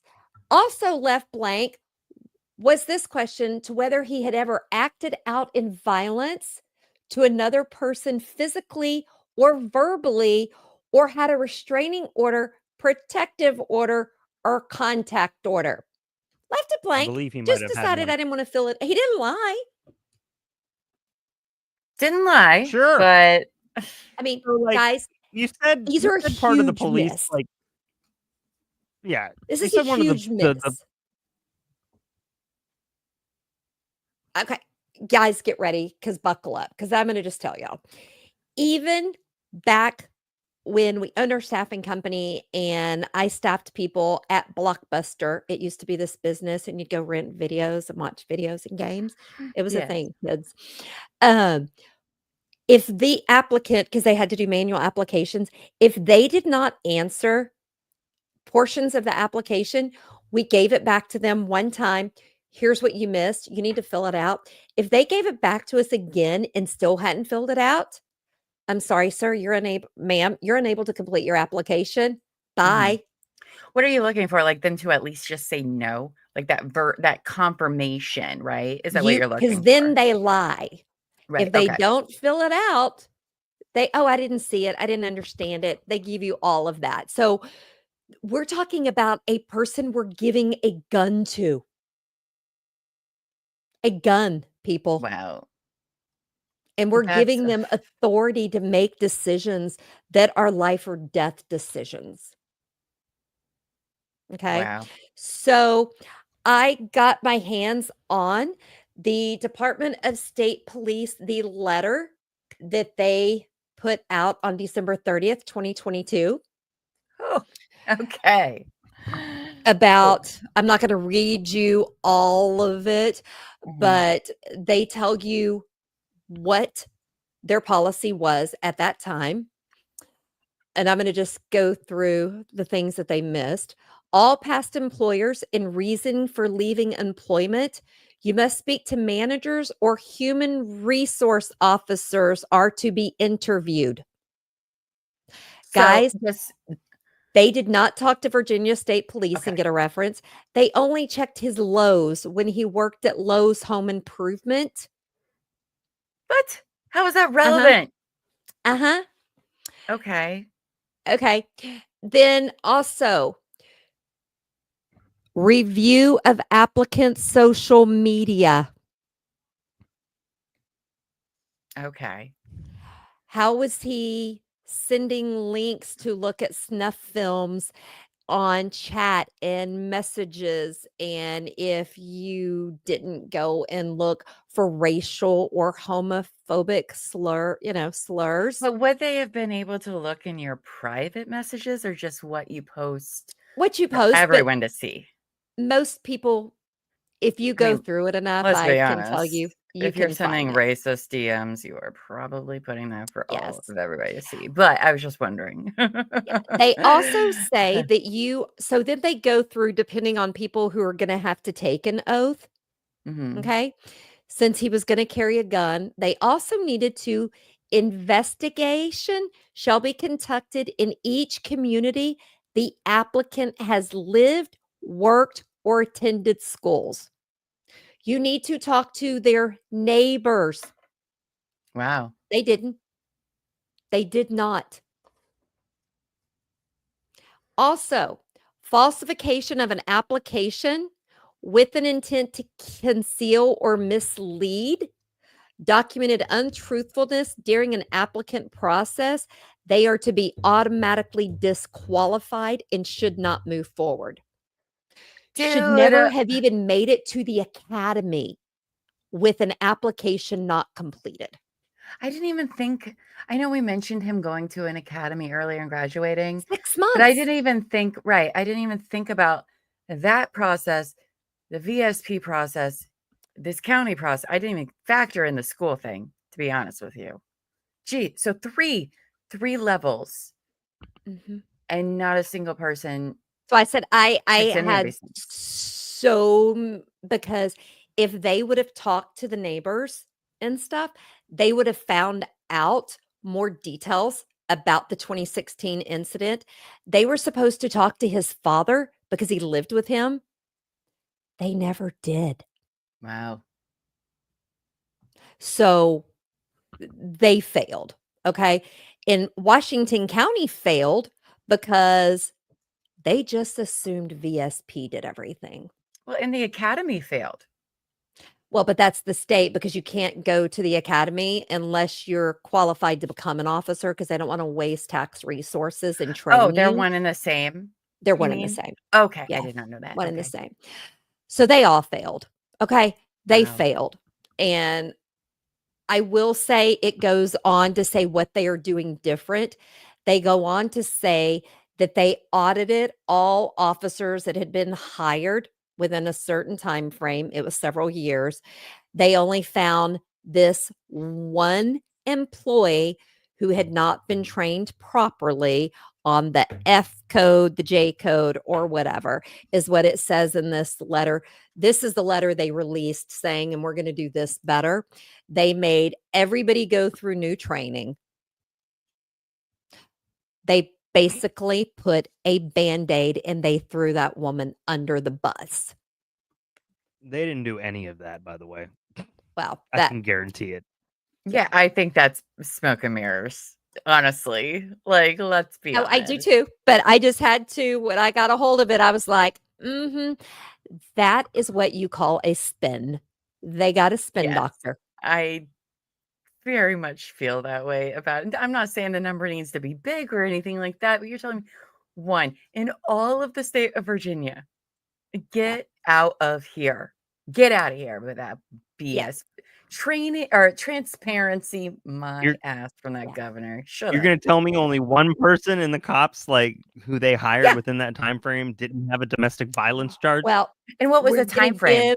How long was it? What, a year? 2 years? This person had only been doing those checks for about 3 months, and they only had one class go through. So you've got to stop and think how many people go through the academy. I remember the list. You saw the list too. She only did a couple of people, and they got lucky that the other one she ran didn't have a problem because she didn't run it right. She did not put the F in. She got lucky that only one slipped through. I'm a little. Did they only? The car is very loud. Did you guys hear that? Or did I just? Oh, you did. Yeah, Okay. I was I hoping wonder my how mic was his getting headset- better. No. Did they only check her applications? or No, did they said they checked. everyone's? I want to say they said within a 3-year period, which I would have said go back 10 years, but that's just me. Because I'm assuming if once you're cleared, you don't have to redo it again, right? So now there is some potential light at the end of the tunnel, which I hope is going to get Virginia to do a better job.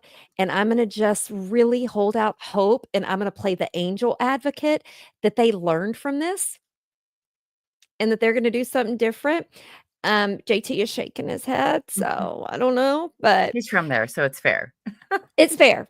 It's fair. I mean, I will say in Texas, Mhm. Abbott is a POS, but he does really care about our law enforcement. Well, of course he does, So, but he's that's gotta neither care here for nor there. For something, certain right? people. For certain people. For certain Yeah. people. Neither here nor But there. the aunt of the abducted teen and the guardian of her younger sister filed a lawsuit in 2023 against the sheriff's office for I can't even talk now. Negligence. Negligent. Thank got you. you. I got you, girl. Hiring. Shit. And I haven't even drank a whole glass of wine. I know. Seeking over $100 million in damages. This was filed in the U.S. District Court of Central California. Wow, that $100 million. Now, guess what? Then in February of 2024, another suit was filed by the estate of the deceased family members against Washington County Sheriff's Office, Officer Blake Andis, Detective William Smart, because they were in charge of the checks and stuff, and against the estate of Austin Lee Edwards. And they filed in the U.S. District Court of Virginia. Mm. So their suit was for damages, loss of expected income, mental health, funeral costs, and punitive damages. That lawsuit is for $50 million. Wow. Because both the daughters Are are still alive. alive. And You they know. filed in California Mhm. because they reside there. Right, right. But the deceased family members, they filed on their behalf. Now, neither one of these could I find trial dates. I even looked in Pacer and I couldn't find the trial dates, because what's going to be interesting is they're going to be in the two different U.S. district courts. I think it's going to be interesting to see what happens, because if that was to happen in Texas district court in California, we have a cap on how much punitive damages can be. And that counts from the same incident. So I don't know if Virginia has that, California doesn't. So I'm curious as to why they filed in different places. I don't think Virginia does. It's I mean, $350,000. in Virginia is the cap, Yes. because Debbie Heard was like a couple $1 million. Oh no! Now that I remember right, there was something weird, but only one of them's capped, the other one's not. But if I it's forget how that goes. $350,000 for punitive. each family member, Okay. still don't get to 50 million. So it's going to be interesting to see what happens. I mean, because a lot of times you throw out those really high numbers knowing you're going to settle. Mm-hmm. Yeah, but I mean, settle with what? He had nothing. No, but they also went after the county, the state, and those two detectives. right. They went All right. after them You just said that. personally and the department. Got it. So, I mean, you're just telling me that Virginia State Police, Well- there is no one else, not a single other person. that's what they say. Get out of here. Okay. I Let's get mean, right- listen, crazy. if they sue the county, they're not going to have enough money for their subscription to Facebook, which is where they do all their background checks. So, Well, they're actually giving it free. So, listen, I don't understand. Like, there are very few police agencies that are advanced enough to do all of their background stuff on Bumble. yeah. Agreed. Oh my goodness. Well, So, let's, yeah. What do you think, Wow. Tara, since you didn't know? that's a lot. There's so much going on with this. There's so many problems. You know, would he have done this if he was still a cop? Like if he never got the job as a cop, He would have still done it? something. Honestly, I do feel like this guy would have done do. something, but this made it even more like this had to have empowered this guy to feel untouchable, to be able to do all of that. Do I think this guy would have done something else and had more victims? Yeah, I think this guy still does have victims I out think there. there's more. There has to be more. There has to be more people that Yep. he did this to on the internet. This guy's disgusting. Well, and the But thing I didn't tell you, and let me tell you how the girl we called Lisa found out. Sure, yeah. She was scrolling on her phone and saw that this family had been killed Mm. and the information, and then she saw his picture and she realized that was I the know guy him. I was talking to. Mhm. You know, I feel awful for who we call Beth and her sister. Beth, none of this should have happened to you. It should Like, not have. it shouldn't have. You are not to blame. I hope to God you are not blaming yourself for what happened to you because, you know, here's the thing. Literally none of us would have thought that if we were in your shoes, that somebody's going to drive 20 or over 2,000 miles to come and kill your whole family. Just This to have person, you. just to have you. Like, I do not, I I don't mean, you're blame them. 15. How do you even think that? And she At was smart enough. 15, Yeah. I But wouldn't have thought that could happen. she was smart enough to cut it off, She was. you know, and I give her props for that. I think the biggest mistake of all, and again, I am not victim blaming at all. It must be hard.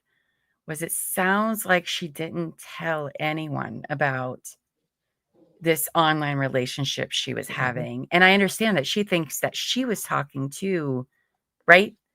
Beth. And the other one knew he was older, Because but he Beth did not. Skyped with the first one, so she saw Right. his stuff, so she knew he was older. That's Beth the didn't lesson he know. learned was to do Yeah. voice calls only. But this guy apparently was being a creep towards her, giving off red flags enough to end it that, you know, maybe saying something to her mom. I think the lesson in this is that there needs to be better communication between, if there's anything to learn, there's anything to learn from this, Tell your it is to parents. have a better communication with a parent-child, your online safety, right? Letting somebody order DoorDash for you. Yeah. Not great. Not great. And again, not blaming this. She is a little girl. Sherry, she's 15 years old. She don't know no better. Yeah, it was in Adults make 2020. that mistake all the time. When did COVID happen? 2020. Okay, so she So was getting DoorDash left on the porch because it was yeah, 2021 when she was getting DoorDash, but yeah. still don't do it. But I think that, you know, a lot of kids we see in all different sorts of cases where things are going on online and they don't tell their parents about it because they're afraid they're going to get in trouble or shame or Or they're gonna get embarrassment. their access taken away. They're gonna take their phone away. They're gonna not let you get on social media Yeah. anymore. But I don't think they quite comprehend the predators that are out there because they're everywhere. I mean, we're grown ass women and And it they're, still Yep, happens. we are. yeah, we are. But you know what I Oh, mean? Like, wait a minute. Wait. Are you identifying as a woman right now? I mean, it's coffee talk. It's fine. yeah. That's cool. Listen, if my What did kid you came to think? me, Uh-huh. if my kid came to me and said, "Hey, I was talking to this person online, they were getting crazy," even if he was like, "Hey, they told me to send me pictures and I did," I wouldn't be mad at him. I wouldn't either. I would be embarrassed for him to a degree that he'd have to tell me that, you know, but I wouldn't hold him. He doesn't know no better, you know? And same, I know both these girls said they didn't. And that's really awesome. But you know, a lot of kids don't want to tell their parents about the things they've been talking about. Agree. And What do you think, JT? I think so. What in terms of kids About talking to their parents? your thoughts on this case today? Yeah, your closing thoughts. What are your closing thoughts, JT? Because I was just rambling. It's I'm a fine. rambling llama. It's so sad. I can think of no better word to describe a llama than rambling, to be honest. Rambling llama. It's a rambling llama. That's your rap name. So there are stories that stick with you. This one kind of like punches you right in the face, and then it steals your lunch money, and then it begs you not to go to HR about it. That was very specific. It's not true. I didn't do it. First off, what a creepy unhinged, unremorseful, abusive prick, and unapologetic pedophile. And now that I've got that off my chest, Austin Edwards should have been stopped either by a database, a background check, a psychological screening, or I don't know, a single adult who asked a follow-up question. But he wasn't. Because of that, 3 people are dead, young girls' lives forever altered, and we're left here asking how someone with a documented psychiatric hold and threats of violence still ended up in a uniform. And I want to be clear. Mental health crises, mental health issues don't equal criminality. Like, Right. I have stuff. I tell shit jokes that should be a crime, but not a criminal. Me. Untreated violence paired with unchecked authority is a recipe for disaster. And what the story shows us, besides the fact that the Freedom of Information Act in Virginia is about as transparent as a brick wall, is that law enforcement hiring processes need to be better. Need to be better across the board. They need to be smarter. They need to be more honest.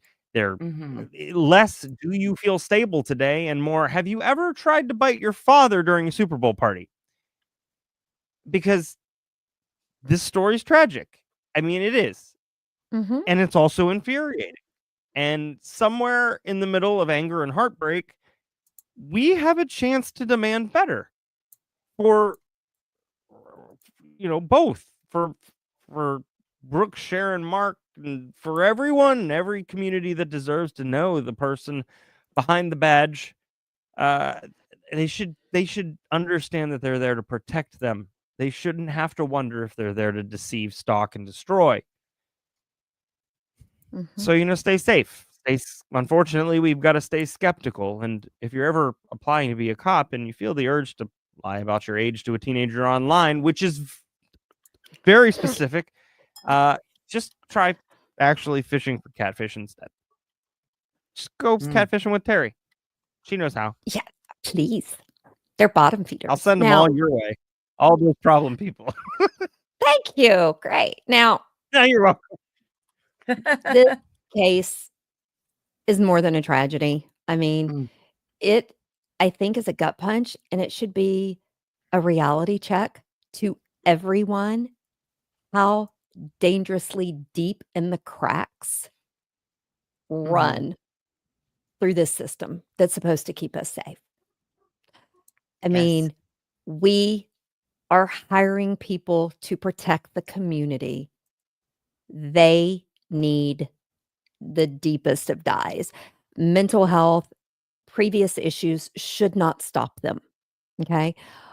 But it does require you to look into something more, because when someone with a badge is also a predator, guys, it shakes the very foundation of trust that we have in law enforcement. Not a one-time predator.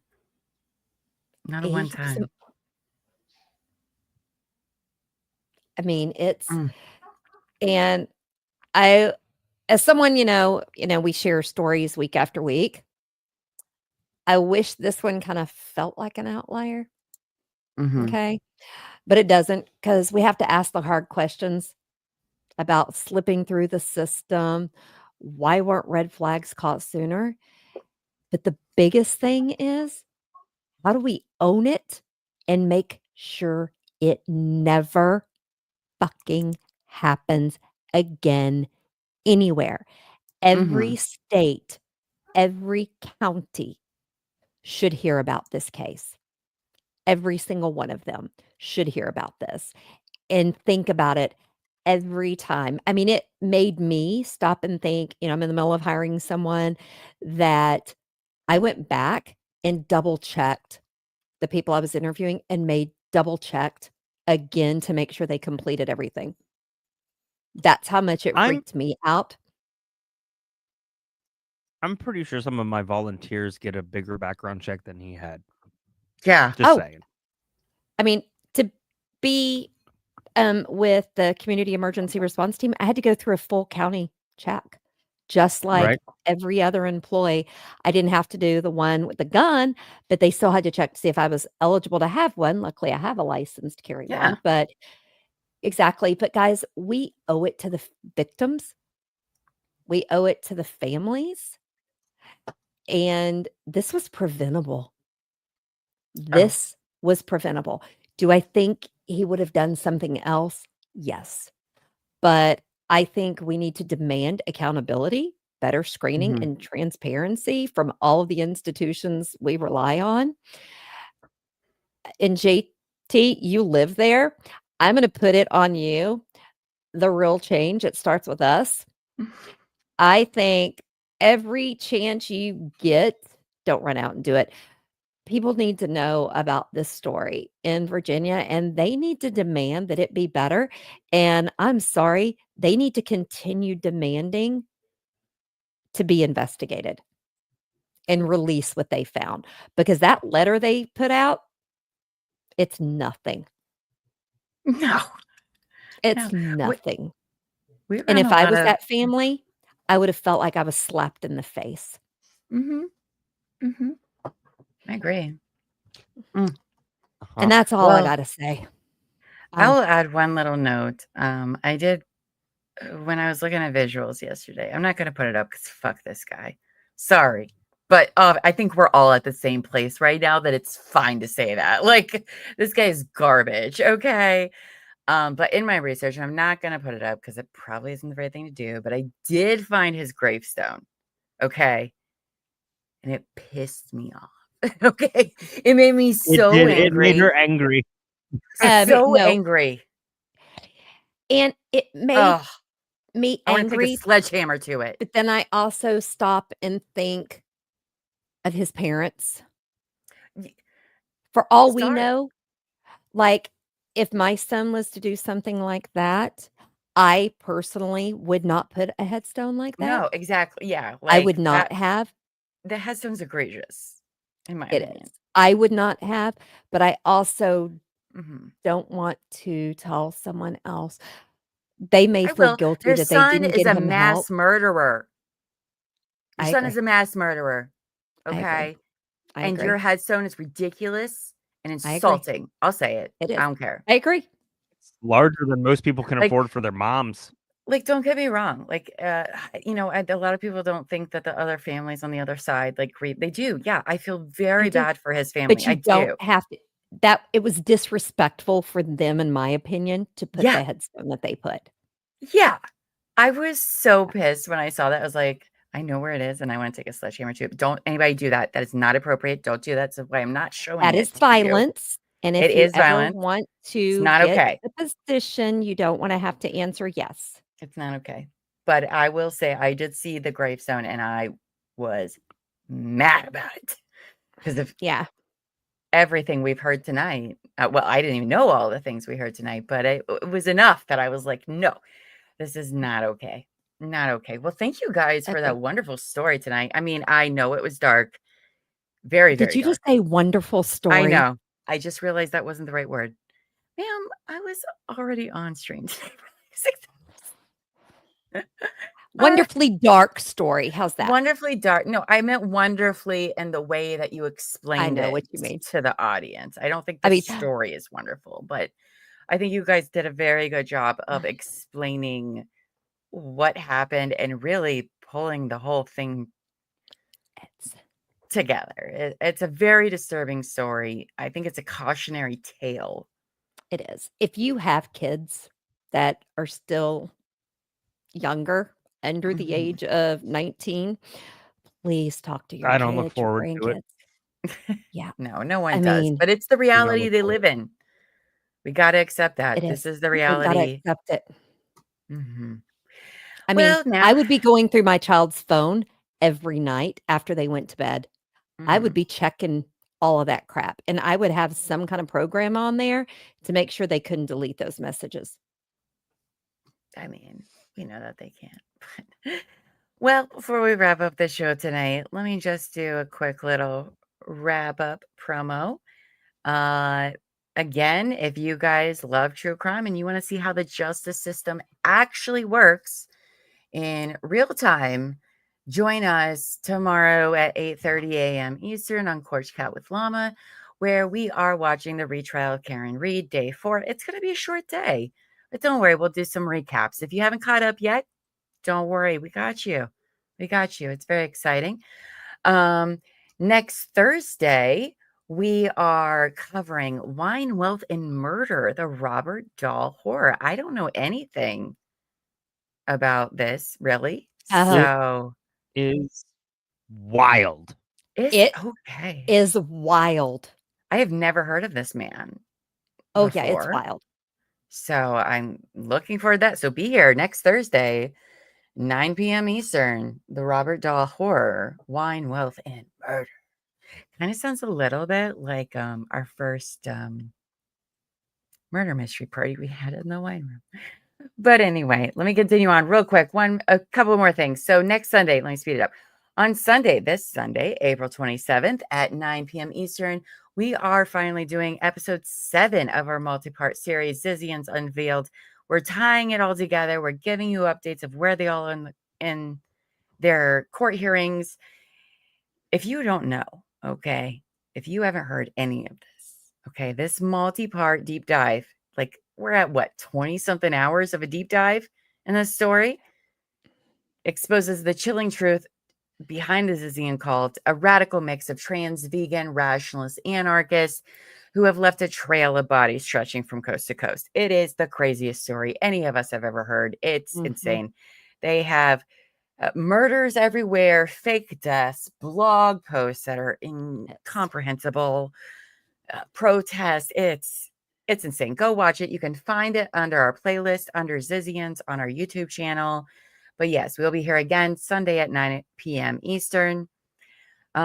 Other than that, if you guys want to follow us on social media, you can do True Crime and Wine Time at Teri True Crime at TCWT Media. I think JT is on Blue Sky and Twitter. TCWT JT. I am on Blue Sky. I am on Twitter. I'm on Instagram too. Yeah. Midday Missing will be back next week. But everyone needs to know we will not be doing it straight up at 1 o'clock Eastern. We will do it during the Karen Reed lunch break. So if Judge Bev decides they go to lunch at 1:15, we'll pop on at 1:15 a.m. So just be a little flexible with us. We're still, Midday Missing is not going anywhere. It's not going away. We were told that things are pretty on point, but so far, that's court. That's life court for you. You're at their mercy all of the time. It's an example for life. Yes, please don't forget to like this video, subscribe, and hit the notification bell so you don't miss when we go live, which is at 8:30 in the morning. I will be here, and you will find me. It'll be great. And then now let's sign off, gang.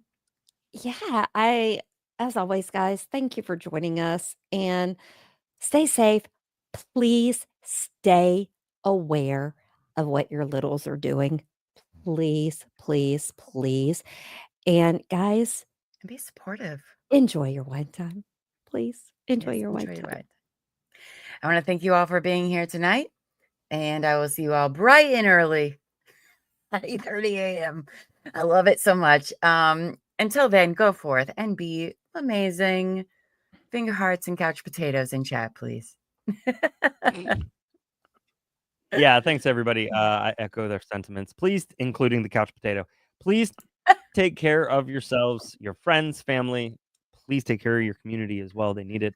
Don't let anybody dull your sparkle. And shine on. Shine on, you crazy diamonds. By the way, I made it to number 5. So, oh boy. Oh my God, you will not be up in the morning for court. I drink a lot more beer than I do wine. I'm okay. Okay. Oh, Lord, shine on, you crazy diamonds. Shine on. Bye, guys. Bye, everybody. Bye, guys.